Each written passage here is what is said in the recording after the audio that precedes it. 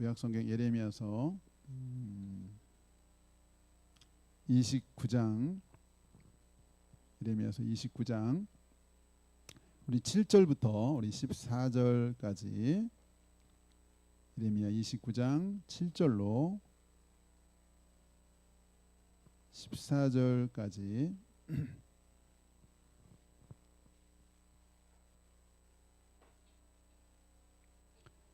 네, 우리 교독하겠습니다. 너희는 내가 사로잡혀 가게 한 그 성읍의 평안을 구하고 그를 위하여 여호와께 기도하라. 이는 그 성읍이 평안함으로 너희도 평안할 것임이라.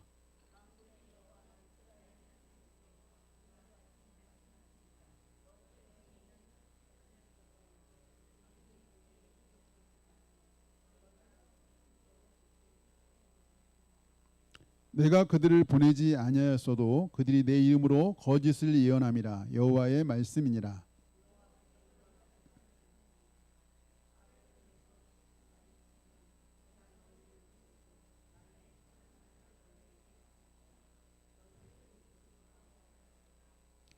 여호와의 말씀이니라. 너희를 향한 나의 생각을 내가 아나니 평안이요 재앙이 아니니라.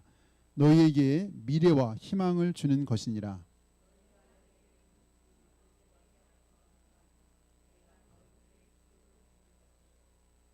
너희가 온 마음으로 나를 구하면 나를 찾을 것이요 나를 만나리라. 너희들을 만날 것이며 너희를 포로된 중에서 다시 돌아오게 하되 내가 쫓아 보내었던 나라들과 모든 곳에서 모아 사로잡혀 떠났던 그곳으로 돌아오게 하리라. 이것은 여호와의 말씀이니라. 아멘. 오늘은 미래와 희망 이런 좀 제목을 잡았는데요. 우리가 아직 안심할 단계는 아니지만 아직은 안심할 단계는 아니지만 이 코로나 백신 접종과 함께 코로나에서 좀 벗어나는 기대를 조금씩 좀 하게 되는 것 같아요. 유럽의 경우를 잠깐 보니까 유럽 전역이 이제 5월 중순 기준으로 볼 때 4월 중순에 비해서 확진자 수가 60%나 60%, 물론 여전히 숫자적으로는 많은데 퍼센트는 60%나 감했다 그래요. 그러니까 4월 중순에는 신규 확진자가 한 170만 건, 유럽 전역에 5월 중순에는 68만 5천 건, 그러니까 절반보다 훨씬 더 떨어진 거예요. 굉장히 한 달 만에 확 꺾인 거죠. 170만에서 68만 5천으로 여전히 많지만 어쨌든 이제 세계보건기구에서 발표한 내용인데, 그래서 이 프랑스를 비롯한 유럽 나라가 봉쇄 조치를 완화하고 있는데 아직은 시기상조다 이런 이제 비판도 여전히 있지만. 이제 그래서 그런지 그동안 반년 동안 문 닫았던 에펠탑 이제 7월 16일부터 다시 개장한다고 하고요. 거의 6개월 동안 문을 닫았었는데, 프랑스는 성인 인구의 약 30%가 1차 접종했다 그래요. 그리고 2차 대유행 때와 지금 3분의 1 정도로 신규 확진자가 줄고 해서 지난 19일 지난주부터죠. 루브르 박물관 포함해서 명소들 다 재개장하고 백화점, 영화관, 식당, 야외 영업도 재개하고, 어제 뉴스 보니까 스페인 총리는 6월 7일 다음 달 7일이면 이제 한 2주 남았나요? 코로나19 백신 접종 마친 모든 사람은 국적 상관없이 환영한다 이렇게 발표를 했더라고요. 우리 교회 실버분들 2차 접종 다 끝냈는데 스페인 가셔도 될 것 같습니다. 스페인에서 오라고 격리 없이 다 봤는데요. 6월 7일부터 아직은 안심할 단계는 아니지만 어쨌든 좀 빨리 이렇게 우리가 코로나에서 벗어나서 일상으로 돌아가기를 좀 지금도 우리가 꿈꾸고 있긴 한데, 어쨌든 이 코로나 때문에 여러 가지 다방면에 참 여러 가지 어려운 걸 우리가 많이 듣고 있는데요. 특별히 그 중에서도 이 정신적인 어려움, 특별히 코로나 이후에 우울증 환자가 많이 증가했다 그래요. 제가 찾아본 작년에 보니까 작년에 이제 코로나 우울증 환자 급증 20대 여성이 40%가 증가했다. 건강보험 청구 자료에 의하면 작년 30대 여성 15%가 증가하고 남성도 20, 30대에서 13%나 증가했다. 이건 이제 그 의료보험 청구니까요. 실제 병원 찾은 사람만 그런 거예요. 안 찾은 사람도 굉장히 많겠죠. 특별히 이 우울증, 입맛이 떨어지고 불면증이 시달리고 기억력, 집중이 떨어지고 무기력해지고 싫어, 안 돼, 피곤해 이런 부정적인 말 달고 살고, 혹시 이런 사람들 있나요 요즘?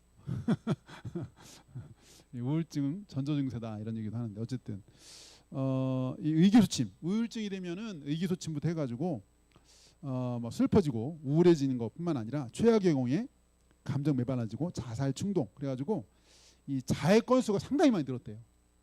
이 코로나 들어와서 자해하는 건수가 상당히 많이 늘었다, 이런 자료도 제가 봤는데, 우리 잠깐 유튜브 영상 하나 잠깐 보고 이어서 우리 한번 말씀 나누겠습니다.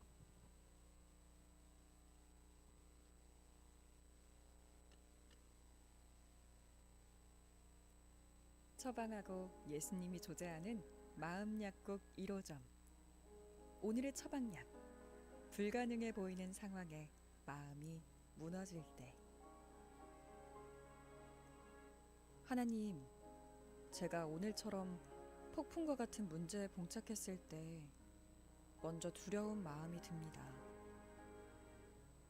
문제보다 크신 하나님을 바라보는 게 아니라 하나님 발 아래에 있는 문제에 집중합니다. 하나님께서 지금도 날 위해 일하신다는 말이 큰 위로가 되면서도 금방 달라지지 않는 현실에 자꾸만 낙심합니다. 제가 하나님의 능력을 의심하지 않게 해주세요. 주님이 이루실 일들을 기대하며 기다릴 수 있게 제게 인내와 믿음을 허락해 주세요.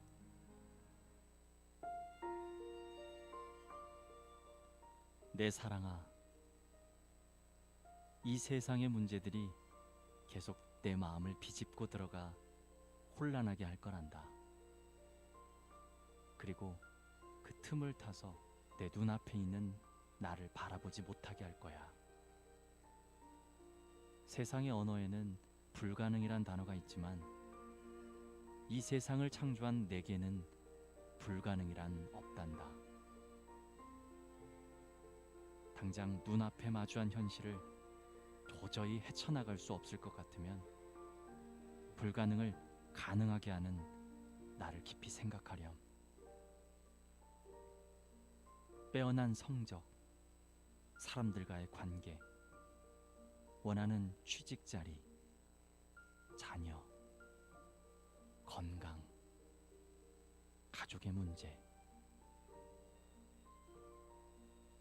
내 사랑아, 지금 내가 도저히 해결할 수 없다고 느끼는 일이 무엇이니? 어떤 문제든 내게는 문제가 아니란다. 다만 그런 어려움 속에서 내가 나를 찾지 않으면 그 상황 자체가 너와 나 사이에 문제가 될 거야. 내 사랑아, 결과는 내게 맡기고 나를 의지해봐. 그때야 비로소 너는 평안을 얻을 수 있단다. 그러니 내 사랑아, 버티기 힘든 지금의 마음을 내게로 가지고 와 내려놓으렴. 거센 폭풍을 잠잠하게 하고 홍해를 갈라 내 백성을 구하고 병든 자들을 깨끗하게 치료하던 내 능력을 의심하지 마. 나의 때와 나의 방법은 내게 최고의 방법이란다. 너는 범사의 그를 인정하라. 그리하면 내 길을 지도하시리라. 잠언 3장 6절 말씀입니다. 불가능해 보이는 현실 앞에 마음이 낙심될 때가 하나님의 역사하심을 바라볼 수 있는 때입니다.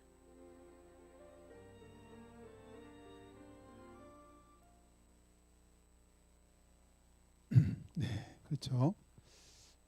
우리가 살아가다 보면 마음이 무너질 때, 낙심될 때가 많이 있는데, 정말 건강이 오랫동안 좋지 않을 때 마음이 너무 낙심되고 무너지기도 하고요. 나름 굉장히 열심히 노력하고 애쓴다고 했었는데 별 진전이 보이지 않고 항상 제자리 같기도 하고 어떤 때 뒤로 물러가는 것 같기도 하고, 그러면 지치고 낙심이 되기도 하지요. 학생들도 밤잠 제대로 안 자고 노력하는데 늘 제자리인 것 같을 때, 정말 이럴 때 우리의 또 미래가 잘 보이지 않고 희망이 보이지 않게 되고, 그래서 절망하고 낙심하게 되는 경우가 많은데, 오늘 이 성경 본문은 가장 마음이 무너지는 가장 낙심이 될 만한 그런 상황을 배경으로 하고 있다. 다시 말해 전혀 미래를 꿈꿀 수 없고 희망을 가질 수 없는 그런 상황을 배경으로 한다는 거죠. 근데 이런 도저히 미래와 희망을 꿈꿀 수 없는 때에 하나님은 상황에 전혀 안 맞는 말씀, 미래와 희망을 준다, 이런 말씀을 하셨다는 거죠. 정말 희망과 미래를 꿈꿀 수 없는 때 하나님이 주신 말씀이 사실 오늘 본문이다. 사실은 이 말씀 그 자체로도 우리에게 큰 힘이 되는, 그래서 작년에도 제가 이 말씀 나눴던 것 같은데요. 그냥 말씀 자체로도 그렇지만 사실 이 배경을 조금 살펴보면 이 말씀이 이렇게 주어질 말씀이 아니었구나, 이런 생각이 들어요. 어쨌든 하나님은 정말 이런 희망의 하나님이다. 도저히 희망과 미래를 희망할 수 없을 때 이렇게 희망과 미래를 말씀하시는 유일하신 분 하나님. 그래서 그 하나님은 우리의 희망과 미래, 하나님은 우리 미래, 우리를 결국 영원한 하나님 나라의 천국으로 인도하실 것이고, 하나님은 우리를 희망의 나라, 영원한 천국으로 인도하시고, 하나님은 우리 희망과 미래인데, 그 천국 가기 전에도 이 땅에서도 하나님은 우리에게 희망과 미래가 되신다. 여기 오늘 이 사건의 본문은 이 유다가 완전히 멸망해서 전 세계에 흩어지기 불과 몇 년 전에 있었던 이 사건을 배경으로 해요. 오늘 본문은 그러니까 이 바벨론의 포로로 2차로 끌려가고 좀 더 지나서 주전 한 594년이나 593년쯤 해당되는 아마 그 배경인데요. 우리 2절에 보면, 우리 2절 볼까요? 2절, 본문은 아니지만 2절 보겠습니다. 2절 다 같이 시작. 그때는 여고니아 왕과 왕후와 궁중 내시들과 유다와 예루살렘의 고관들과 기능공과 토공들이 예루살렘에서 떠난 후라. 네, 이게 2차 침입인데요. 바벨론에 나라가 이제 거의 점점 기울어져 가서 거의 껍데기만 남을 때, 두 번째 포로로 잡혀간 사람들은 대부분 여기 왕, 그 당시 왕도 끌려가고 왕비도 끌려가고 수많은 기능공, 여기 기능공이라고 했죠. 토공들, 기술자들, 엘리트들, 웬만한 쓸만한 사람은 웬만한 다 붙잡았어요. 한 10,000명 이상. 이때 이 유다 나라가 더 이상 희망 가지지 못하도록, 재기하지 못하도록 쓸만한 사람들 거의 다 붙잡아갔다. 이게 바로 2차 포로인데, 요 포로가 아마 이제 가서 바벨론에 가고 조금 있다가 아마 몇 년 지난 상태가 아닌가 보통 이렇게 생각하는데, 어쨌든 뭐 이렇게 해서 끌려간 사람 자체도 그냥 하루아침에 갑자기 그냥 어쨌든 유다에서 나름의 꿈을 가지고 미래를 꿈꾸면서 살던 사람들인데 그냥 갑자기 어느 날 쳐들어와서 그냥 갑자기 끌고 간 거예요. 쓸만한 사람들을. 이 한 나라 다스리는 왕도 죄수의 신분으로 전락하고, 기술자 똑똑한 사람, 유다 엘리트 계층도 다 졸지에 미래가 사라지고 희망이 사라졌어요. 어떤 사람은 아마 삶을 포기할 수도 있어요. 하루아침에 사랑하는 자녀들 떼놓고 가야 되고, 배우자를 떼놓고 가야 되고, 어린 자녀를 떼놓고 가는 사람, 별 사람이 다 있을 거예요. 그러니까 아마 가다가 속이 타서 아마 그냥 정말 통곡하다가 굶어서 죽은 사람이 있을 수 있어요. 희망이 없어서. 그 길도, 끌려가는 길도 그 아주 짧은 길도 아니고 3달 4달을 걸려서 가는 그 길인데 가다가 죽을 수도 있는. 더군다나 이렇게 나라가 이렇게 어려울 때는요, 항상 이상한 유언비어가 감돌아서 가짜 선지자들이 막 판을 쳤어요. 이때도 유명한 가짜 선지자 28장에 나오는데, 야, 왜 끌려갔지만 2년 안에 돌아올 거야. 이 유명한 가짜 메시지인데, 가짜 뉴스. 그 당시 2년 있으면 돌아올 거다. 우리 먼저 성전에 있던 기구도 다 그때 가지고 돌아올 거다. 이렇게 하도 여기서 이상한 사람이 많으니까 여기 8절 9절 한번 볼까요? 하나님이 아예 일렀어요. 8절 9절 다시 한번 읽어봐요. 시작. 만군의 여호와 이스라엘의 하나님께서 이와 같이 말씀하시니라. 너희 중에 있는 선지자들에게와 점쟁이에게 미혹되지 말며 너희가 꾼 꿈도 고짓고 믿지 말라. 내가 그들을 보내지 아니하였어도 그들이 내 이름으로 거짓을 예언함이라. 여호와의 말씀이라. 아니 막 이 나라가 어지러우니까요, 자기가 선지자라고 하면서 내가 여호와께서 말씀하시니라 이러면서 얘기를 하는 거예요. 여호와께서 말씀하시기를 곧 2년 만에 돌아올 것이다. 막 이렇게 얘기하는 사람부터 해서 별 사람이 다 있었어요. 하나님이 아예 그런 사람들 믿지 말아라. 무슨 이상한 꿈 꿨다고 와서 얘기하는 사람들 믿지 말아라. 내가 안 보냈다. 이렇게 단호하게 하나님 말씀하시죠. 워낙 혼란할 때는 막 별소리가 다 있으니까요. 그만큼 상황이 절망적이라는 얘기예요. 희망이 없다는 얘기죠. 뭐 붙잡을 게 없으니까 별 이제 막 이런 이상한 얘기들이 다 떠드는 거예요. 하나님은 분명히 못을 박았어요. 70년이 돼야 돌아온다. 근데 2년 만에 돌아오겠다고 막 그런 사람, 그러면 듣긴 좋아요.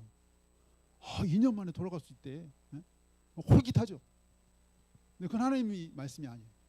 하나님은 여기 분명히 못 받기를 70년이 돼야. 우리 10절 한번 봐요. 10절 다 같이 시작. 여호와께서 이와 같이 말씀하시니라. 바벨론에서 70년이 차면 내가 너희를 돌보고 나의 선한 말을 너에게 성취하여 너희를 이곳으로 돌아오게 하리라.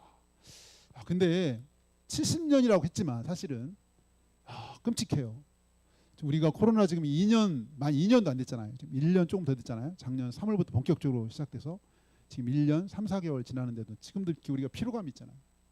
사실은 이 포로로 끌려가는 이 코로나하고는 비교도 안 되죠. 가족들이 다 죽어나가고 뭐 헤어져야 되고 이제 곧 망하기도 하지만 어쨌든 70년의 세월이라는 게 그 70년 전에 또 뭐가 있냐면 나라가 망해. 그래서 에레미야가 보면은 정말 눈 뜨고 볼 수 없는, 이제는 완전히 쳐들어와서 막 사람을, 원래는 그 전에 약 1년 18개월 동안 이 바벨론이 예루살렘 성을 완전히 포위로 둘러싸가지고 나중에 먹을 것이 없어서 자녀를 막 잡아먹고 이런 아주 끔찍한 상황이 되고 견디다 못해가지고 결국 18개월 만에 이제 성문이 열리면서 와서 도륙을 하죠. 미리 하나님 다 말씀하셨지만 칼로 되는 닥치는 데도 죽이고, 겨우 이제 살아남은 사람들 뿔뿔 흩어지는 거예요. 살기 위해서. 정말 볼 수 없는, 눈뜨고는 볼 수 없는, 예레미야 애가 보면 나오는데 처참한 그런 일들이 있어요. 아직은 그 상황이 안 됐지만 오늘 이 11절의 말씀, 근데 하나님은 이런 상황 다 아셔요. 그런 상황이 닥칠 것도 아시고 70년 있어야 된다는 것도 아시는데 그때 하나님의 말씀이 11절인 거예요. 우리 다시 한번 11절 말씀 다시 한번 같이 보겠습니다. 시작. 여호와의 말씀이니라. 너를 향한 나의 생각을 내가 아나니 평안이요 재앙이 아니니라. 너에게 미래와 희망을 주는 것이니라. 분명히 재앙이에요. 재앙. 나라가 망하는데, 그리고 우리가 아는 것처럼 이때 나라가 망해가지고는 이제 더 이상 유다는 공식적인 나라로서 1948년 다시 세울 때까지는 이제 그때부터 나라가 없이 떠돌기 시작하는 거죠. 그렇게 망하는 거예요. 그냥 망하는 게 아니에요. 완전히 처절하게 망하고 성전 다 완전히 박살나고, 그냥 이 민족 나라가 분해되는 거예요. 분해. 이게 이제 앞으로 좀 있으면 이제 불과 한 몇 년, 6, 7년 뒤에 있을 일이에요. 지금 시점에서부터. 근데 그 상황을 아시는 하나님이 말씀하시는 거예요. 근데 있잖아, 내가 너희를 향한 생각이 재앙이 아니야. 재앙이 아니고 평안이야. 평안. 그리고 너에게 내가 미래와 희망을 주려고 하는 거야. 도대체 이 말을 누가 믿을 수 있을까요? 아니 정말 사람들이 전쟁이라도 다 죽어나가고, 칼에 죽고 뭐 애나 어린이나 뭐 다 죽어나가는데, 도대체 이 하나님이 이 말씀, 도대체 이 말씀을 어떻게 믿어? 난 너에게 재앙을 주려고 하는 게 아니야. 너에게 희망과 미래를 주려고 해. 이걸 누가 믿어? 하나님은 그 상황을 다 아시는데 이 말씀 하신 거예요. 그렇게 해서 겨우 끌려갔는데, 끌려가는 그 포로 생활이 어땠냐면 에스겔서에 보면 그 상황을 표현했죠. 에스겔서에 뭐라고 표현했죠? 그냥 뼈가 가득한 거, 골짜기. 하나님 어느 에스겔, 포로로 끌려가 있는 에스겔을 데리고 갔죠. 골짜기, 에스골 골짜기 갔는데 뼈가, 마른 뼈가 얼마나 많은지 몰라요. 하나님 말씀하셨어요. 이게 지금 이스라엘 백성이 절망 중에 빠져 있는, 포로로 끌려갔지만 사는 게 아니에요. 근데 그 하나님 그걸 다 아셔요. 근데 하나님 그런 70년 동안 그런 세월을 살 거를 아는데 11절에 말씀하신 거예요. 11절에. 근데 있잖아, 내가 너희를 향한 생각은 재앙이 아니야. 평안이야. 포로로 70년, 36년도 아니고, 그러면 70년이면 한 사람이 태어나도 죽을 수 있는 나이죠. 그냥 거기서 죽는 거예요. 다시 돌아오지 못해. 소망이 없어요. 희망이 없어요. 미래가 없어요. 미래가 없는데 하나님은 거기다 대고 나는 미래야. 너희들에게 미래를 줄 거야. 희망을 줄 거야. 이건 제가 볼 때 성경에서요, 최고의, 어떻게 보면 이런 상황이, 이런 표현은 별로 찾아보기 힘든 것 같아요. 이런 상황에서 이런 말씀 할 수 있는 건 하나님밖에 없어요. 하나님밖에. 그 상황에서 누가 미래를 꿈꾸고 누가 희망을 말할 수 있는, 희망을 말할 수 있는 아무도 없어요. 절망이에요. 매일매일. 그래서 히브리 민족들의 노래를 해가지고 오페라라도 만들어지고 막 그랬잖아요. 얼마나 그때 이게 정말 삶이 힘들고 어려웠습니다. 우리나라도 보면은 참 풍전등화 같은 6.25라든지 임진왜란든지 참 많은 세월이 있었잖아요. 야, 제가 다시 한번 이렇게 임진왜란 남중일기를 보다가 참 감동을 받았어요. 우리가 잘 아는 영화로 나왔던 명량대첩, 신에게 나이 때 12척이 있다라고 했었는데 사실은 이순신이 백의종군하고 이제 겨우 이제 백의종군에서 풀려났죠. 그게 아마 1597년 4월 1일인가 풀려났는데 한양에서 그냥 정말 백의종군이에요. 원래 삼도 수군 통제사가 말하자면 연합참모총장이 아무것도 없이 그냥 계급장 없이 강등돼서 네가 전쟁에 가서 공을 세우면 그거 봐서 다시 어떻게 해주겠다 이런 거잖아요. 백의종군이. 백의종군에서 이제 서울에서 한양에서 내려가는데 7월 18일인가 일본이 대대적으로 수군이 쳐들어왔을 때 그때 이제 원균이 나가 싸웠죠. 그 전까지 한 번도 패한 적이 없고 원균한테 모든 걸 넘겨줄 때 조선 최고의 수군이었어요. 전선이 300척 조선에 그런 때가 없었어요. 근데 7천량 전투에서 원군이 완전 박살났어요. 최고의 수군과 그동안 이순신 모아놓은 모든 것 가지고 했는데 박살났어요. 처참하게 무너졌어요.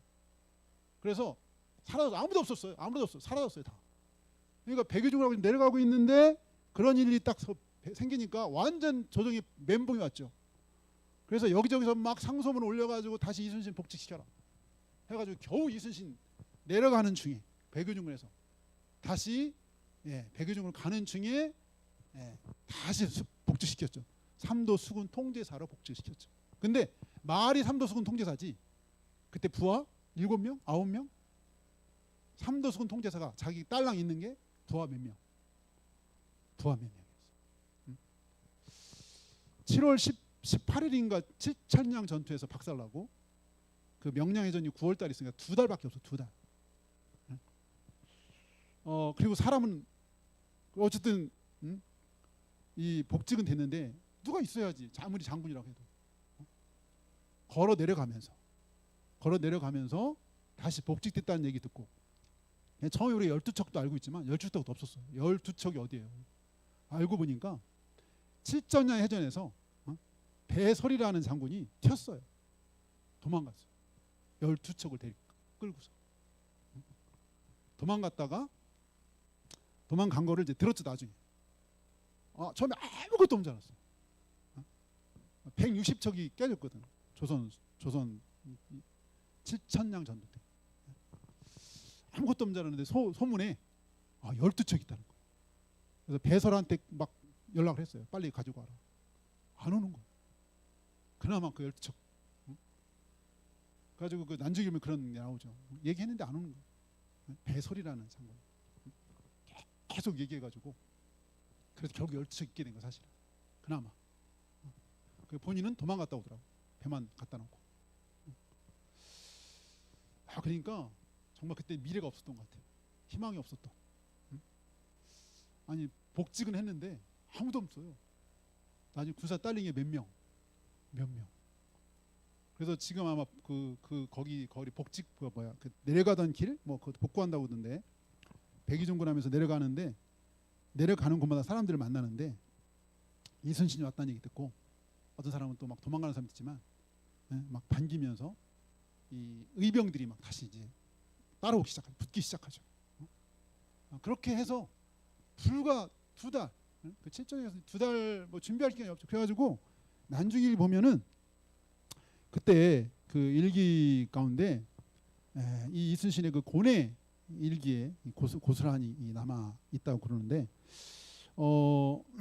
보니까 예를 들면 9월 11일, 8월 20일 몸이 몹시 불편하였다. 8월 23일 병세가 깊어 배에 머무르기 불편했다. 9월 3일 배 아래 웅크리고 있었다. 9월 11일 배 위에 홀로 앉아 눈물 흘렸다. 9월 10일 심해를 걷잡을 수 없었다. 누구보다도 괴로워하고 식은땀이 자주 나고 구토와 설사, 스트레스가 만만치가 않았고 몸져 누웠던 날도 많았고, 그 준비하면서 미래와 희망이 없었던 때 하늘이 도왔던 것 같아요. 죽고자 하면 살고, 살고자 하는 자면 죽을 것이다. 한 사람이 길목을 막으면 천을 감당할 수 있다. 이러면서 그 명량회던 때도 사실 12척인데 제일 앞에 본인이, 이제 이건 좀 고증이 필요하긴 한데 어쨌든 본인이 제일 앞에 당하는데 11명이 새까맣게 밀려오는 330, 그 일본이 330인데 그중에 130척이 전투선이었고요. 나머지 그냥 배였는데 여기는 12척 또는 13척이라고, 저쪽은 10배가 많은 133척 전선만 330척 새까맣게 밀려오니까 11척이 안 오는 거예요. 겁먹어서. 이게 이제 대장선을 막 가는데 11척 뒤에서 못 오는 거예요. 질려가지고 겁먹어서. 누구라도 그렇죠. 저 10배가 새까맣게 밀려오는데 12척 가지고 무슨 싸움을 한다고.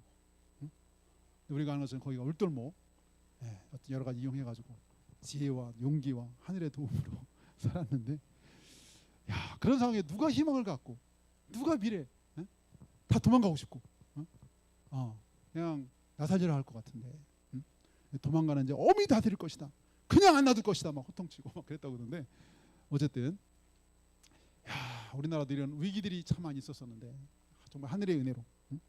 근데 유다는 이거 비교도 안 돼. 그냥 나라가 완전히 망했어. 처참하기다. 유린되고 막. 나라가 사라졌어. 그때 나라도 있었잖아요. 어쨌든 우리는 이런 상황에 주신 말씀이라는 거예요. 이게 이런 상황. 야, 이런 그 상황에 이 유다인들이 맞닥뜨린 현실인 정말 재앙이었다. 재앙. 근데도 하나님은 이런 재앙의 한복판에서 있는 그들에게 미래와 희망을 주신다고 말씀하셨다라는 거죠. 네, 여기 오늘 12절 같이 보입니다. 12절 시작. 너희가 내게 부르짖으며 내게 와서 기도하면 내가 너희들의 기도를 들을 것이요. 13절. 너희가 온 마음으로 나를 구하면 나를 찾을 것이요 나를 만나리라. 네, 이런 도대체 미래를 꿈꿀 수 없는 상황에 그나마 한 가지 버틸 수 있는 게 뭐냐? 기도하라는 거예요. 기도해라. 간절히 하나님을 찾아라. 간절히 하나님을 붙잡아라. 마음을 다해서. 너희가 내게 부르짖으며 내게 와서 기도하면 내가 너희들의 기도를 들을 것이고 너희가 온 마음으로 나를 구하면 나를 찾을 것이요 나를 만나리라. 마음을 다해서 하나님 찾고 하나님 붙잡으라는 거예요. 마음을 다해서. 그러면 그런 그 70년의 세월과 그런 절망적인 상황 속에서 희망과 미래를 볼 수 있다는 거예요. 희망과 미래. 과연 이 말이 진짜인가요? 이 말에 순종한 사람이 있었으니 누구죠? 다니엘이죠. 다니엘 포로로 끌려가서 절망 중에 있는 백성들 속에 살다가, 그래서 다니엘이 기도를 그렇게 하루에 3번씩 했나 모르겠어요. 달리 희망이 없어요. 달리 희망이 없어요. 기도하는 것밖에. 그래서 그 목숨을 걸고 하나님께 기도하는 거죠. 하루에 3번씩. 그렇게 목숨 걸고 기도하는 그에게 하나님이 희망을 보여주시고 미래를 보여줬어요. 다니엘에서 보면요, 앞으로 되어질 일들, 장차 그 당시 되어질 일들을 막 보여줬어. 다니엘한테. 뿐만 아니라 꿈을 해석해서 느부갓네살 왕의 꿈을 통해 가지고 장차 여러 나라가 나타날 것이다. 뭐 그거부터 해가지고 다니엘에서 보면은 그 뒤에 되어질 많은 나라들에 대한 것들을 다니엘에게 보여줘. 다니엘에게. 진짜로 다니엘이 그렇게 하나님 앞에 기도하고 몸부림칠 때 아마 다니엘은 여기 말씀대로 미래와 희망을, 그런 절망적인 상황 속에서 미래와 희망을 가지고 살았을 것 같아요. 미래와 희망. 달리 무슨 희망이 없어요. 포로민들에게 오직 하나님을 붙잡고 사는 것밖에 희망이 없는 거예요. 하나님께 기도하는 것 외에는 희망이 없는 거예요. 아까도 여기 영상에서 나왔지만 문제가 있을 때 정말 우리가 다시 한번 겸손하게 마음을 다해서 하나님을 붙잡고, 근데 그런 세월이 길어지면 지치거든요. 근데 다니엘은 그 오랜 세월을 어떻게 지치지 않고 그렇게 하나님 붙잡고 나아갔는지 참 놀라워요. 1, 2년도 아니고 그렇게 긴 오랜 세월. 나중에 포로 기간이 다 끝났쯤에 성경에 그런 말이 나오죠. 이 에레미야의 이 말씀을 보고 에레미야를 보니까, 다니엘이 에레미야서를 보니까 70년 만에 끝난다는 걸 본 거예요. 70년 만에. 예? 그래서 기도한 게 다니엘서 9장이죠. 다니엘서 9장. 금식하고 기도했어요. 예? 끝난다는 이 메시지를 다시 한번 확인하고 다니엘이 감동을 받고 이제 때가 임박했구나. 그러니까 다니엘이 벌써 1차 포로 때 끌려갔잖아요. 에스겔이 2차 포로 때 끌려가고 그 70여 년의 세월을 기도로 버티고 살아난 것 같아요. 제가 지난주에 이제 한 분의 간증을 이렇게 들으면서 큰 감동을 받아가지고 금요일 날 때도 같이 좀 봤는데 뭐 이렇게 그냥 제가 이렇게 이름 알고 뭐 세미나 때 이렇게 뵀던 분이거든요. 사실은 고직한 선교사님이라고 이제 뭐 지금도 이제 사역하고 계신데 이분이 어쨌든 뭐 청년 사역 굉장히 오랫동안 하셨어요. 청년 대학생 사역을 굉장히 오랫동안 하셨던 분이에요. 근데 이분이 간증을 하셔서 도대체 이분이 무슨 간증을 하나 싶었거든요. 근데 본인 간증이 아니고 자녀들 간증, 아들들 간증이었어요. 알고 보니까 이 선교사님 집에 이런 일이 있었는지 제가 깜짝 있는지를 그날 알고 깜짝 놀랐는데 알고 보니까 두 아들이 그냥 우울증도 아니고 조울증이었어요. 조울증. 그것도 한 아들도 아니고 두 아들이. 네? 지금 27년째. 큰 아들은 27년째 조울증 관리를 하고 있어요. 조울증. 그냥 우울증이 아니라 조울증이에요. 조증과 우울이 같이 있는 게 조울증인데 참 문제는 이제 큰 아들도 중학교 때 고등학교 처음 발병이 돼 있고 처음 이렇게 좀 약한 데서 시작했던 것 같은데 그 큰 아들이 대학생쯤 됐었나? 이 둘째가 또 조울증이 이제 발병한 거예요. 중학교 때 둘째가. 그거를 제일 먼저 자기 조울증을 앓고 있는 형이 알아봤어요. 가족들은 아무도 몰랐는데 둘째가 조울증이 된 거를 큰형이 먼저 제일 알아보고 얘 이거 조울증 같다고. 이 동생이 좀 더 심해가지고 약간 종교적 망상 그래가지고 어느 날 그러는 거예요. 사탄이 너무 불쌍하다. 아니 사탄 저기 유황불에 가는 지옥에 떨어져야 되는데 사탄이 너무 불쌍하다 그러고 어느 날은 얘가 하는 얘기가 내가 예수라고. 자기가 예수라고. 그래서 아버지가 약간 비아냥거로 네가 예수면 나는 하나님 아버지네. 그랬더니 얘가 갑자기 부엌으로 가더니 칼을 응? 얼마나 놀랐어. 그래서 아버지가 내가 큰 실수했구나. 아들한테 가가지고 안아주고 내가 잘못했다고. 응? 그래서 이 큰아들은 강제 입원을 4번, 작은아들은 13번 했는데요. 한 번 이렇게 입원이 본인이 안 가기 때문에 강제 입원, 강제. 근데 이 강제 입원 한 번 할 때마다 가족이 다 상처 입니다. 억지로 집어넣고 철장 다 묶어놓고요. 완전 다 묶어놓고. 응? 때는 뭐 일종의 구타도 있을 수도 있고. 응? 그거를 큰아들은 4번 강제 입원. 응? 작은아들은 13번을 했는데 이 선교사님 표현에 하면 한 번 들어가면 지옥이래. 부모님들도. 17번을 했는데 자기는 곱하기 3 50번을 지옥 갔다 왔다고. 이 아버지 되는 고직한 선교사님 표현하기를. 삶이 다 무너지고 한 번 병원에 입원할 때마다 삶이 다 무너지고 더군다나 자기는 청년 대학생을 돕는 사람이라고 그렇게 사역해 왔는데 정작 청년인 아들 두 아들은 그렇게 조울증으로 더군다나 또 엄마 되는 그 와이프는 유아교육을 굉장히 잘하는 전문가래요. 또 교육하는 거예요. 비슷해 그럴 거 아니에요. 아니 네 아들 어떻게 교육을 그렇게 잘하면 왜 아들이 그런 이런 식의 비난과 또 이 정신병에 대한 편견이 있잖아요. 세상 사람들이 정신병자라고 놀려대고 뭐 이런 것부터 해가지고 뭐 그냥 그 자체로도 힘든데 주변의 시선 너무도 힘들고 어쨌든 약간은 이제 강제 입원 제일 힘든 억지로 그냥 완력을 써서 집어넣고 그리고 철문을 꽝 닫고 돌아올 때 무너지는 마음 17번 견디기 어려웠는데 어떻게 견뎠냐. 저희가 어느 날 내셔널 지오그래피에서 나오는 이렇게 영상을 보는데 어떤 커플이 이제 놀러 갔다가 그 바다에 있는 바위 섬으로 놀러 간 거예요. 근데 갑자기 막 비바람이 이제 몰아쳤죠. 바람이 몰아쳤나 막 비바람이 엄청난 강풍이 막 때린 거예요. 근데 그 바위섬이 크지가 않아가지고 거기서 살아남는 건 그냥 다 날아갈 상황이에요. 얼마나 센지. 예? 살아남을 수가 없는. 엎드린다? 그냥 쓸려가고. 그렇다고 물에 빠진다? 뭐 서핑한다? 얼마나 이게 이 돌풍인데 상상할 수 없는. 살아남을 수 있는 유일한 하나 방법이 있는데 그 바위섬이 그나마 이렇게 조금 이렇게 올라온 조그만 이런 바위가 하나 있는데 거기 가서 거기 바위를 끌어안고 손에 이 가락지를 완전히 끼고 죽을 힘을 다해서 붙잡고 있는 죽을 힘을 다해서 그것만이 유일한 살 수 있는 길. 엄청난 돌풍 관계 물이 와서 막 내리치는데 그렇게밖에 그렇게 유일할 수 있는 살 수 있는 길.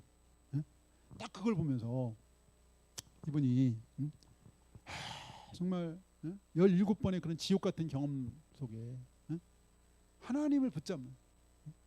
그래서 그 부인이 이제 엄마죠. 얼마나 그 무너지는 마음에 할 수 있는 기도밖에 없잖아요. 어떻게 할 수 있는 게 아니니까. 그래서 이분이 그냥 맨날 이렇게 기도하고 맨날 기도하다가 혼자 그냥 방언이 막 터지고 막. 그때 그 기도하면서 기도밖에 없으니까 기도하면서 했던 게 그게 큰아들이 지금 27년째니까요. 27년. 10년도 아니고 20년도 아니고 30년 다 됐잖아요. 근데 기도하면서 했던 한 가지 중에 뭐 하나가 뭐냐면 상처받은 치유자. 상처 입은 치유자. 운디드 힐러라고 하는 헨리 나우엔이 썼던 책도 있기도 한데 예수님이 상처 입은 치유자잖아요. 예수님이 엄청난 죄도 없이 상처 욕도 먹고 맞고 그런 상처를 입은 주님이 그런 우리들을 품으시는 것처럼 상처 입은 치유자가 되어야 기도를 빠지지 않고 했대요. 그 세월 속에 꽉 붙잡고 견딜 수 있는 기도밖에 없는 세월 속에 하나님을 바라보면서 기도하면서 상처 입은 치유자. 근데 정말 감사하게도 하나님 기도를 응답하셨어요. 27년의 세월 속에 그래서 2018년부터 이 집에 유튜브 방송을 이렇게 시작했는데 자기들하고 같은 고난을 겪는 사람들을 위해서 유튜브 방송을 하는 거예요. 그랬더니 놀라운 거는 생각지도 못한 수많은 사람들이 오는 거예요. 연락 오고. 그래서 심지어는 비밀이 이제 좀 이게 비밀 이런 것도 포함되어 중요해서 카톡을 만들어서 익명성 상담을 시작하고 여기도 아직 약을 먹고 치료 중에 있는데 이 다른 사람들을 이렇게 섬기는 다른 사람들이 너무너무 힘을 얻고 그냥 본인의 얘기만 해도 17번, 13번 강제번 당하고 그때 느꼈던 마음만 얘기해도 너무너무 위로를 얻는 거예요. 사람들이. 그런 고통 현장이 굉장히 많고 지금 5,000명 그 유튜브 그 듣는 사람들이 한 5,000명 저도 이제 들어가 봤어요. 조은의 마음 약국 이런 유튜브를 운영하는데 너무 감동받았어요. 그래서 심지어는 그래도 감사하게 많이 회복이 됐어요. 지금 언제 재발할지 모르는데 아직도 약을 먹고 있대요. 근데 감사한 거는 두 아들이 다 결혼을 했어요. 이제 얘기를 했죠. 같은 교회에서 만났는데 알긴 알았어요. 근데 막상 또 결혼해 보니까 결혼해서 첫째 임신하고 강제입원 한번 하고 둘째인가 지금 애가 셋인데 둘째인가 할 때 또 한번 결혼하고 나서 강제입원을 또 하고 그 경험도 올려놨더라고요. 부인이 큰아들 첫째 며느리죠. 근데 참 되게 또 그 가운데 또 하나님이 어쨌든 결혼했을 뿐만 아니라 그 며느리 둘이 자매예요. 며느리 둘이 자매인데 또 이게 또 엇갈렸어요. 큰아들한테는 작은 동생이 결혼했고 둘째 아들한테는 큰언니가 결혼했어요. 뭐 사람이 누가 소개한 게 아니에요. 자기들끼리 그렇게 마음이 맞아가지고 결혼했는데 부부가 지금 유튜브 운영하고요. 큰아들 부부가 자기들이 경험한 거 자기들이 임신했을 때 남편이 강제입원 할 때 너무 충격받아. 그래서 그때 하는 말이 나는 그래도 당신과 헤어지지 않을 거야. 나 이혼하지 않아. 지금 둘이 유튜브 방송하고 온 가족이 또 같이 유튜브 방송. 둘째는 음악적인 재질이 있대. 음악. 그 조울증 발병하기 전에 드럼에 빠져서 하루에 20시간씩 연습했대요. 완전 몰입해서 그렇게 하다가 그렇게 해서 발병. 그게 원인인지 모르겠는데 음악적인 그런 재질이 있어서 only one 콘서트를 이 둘째 아들은 하는데 한 사람을 위해서 어렵고 힘든 사람이겠죠. 한 사람만을 초청해서 그 사람을 위해서 음악회를 하는 거예요. 둘째 아들이. 그리고 또 보니까 최근에는 이제 우리나라도 이제 그런 게 있는데 동료 지원가라는 말 들어봤어요? 동료 지원가. 이 국립중앙의료원에서 동료 지원과 과정을 개설해서 여기를 수료했어요. 의사 다음으로 환자에게 정말 힘이 된다는.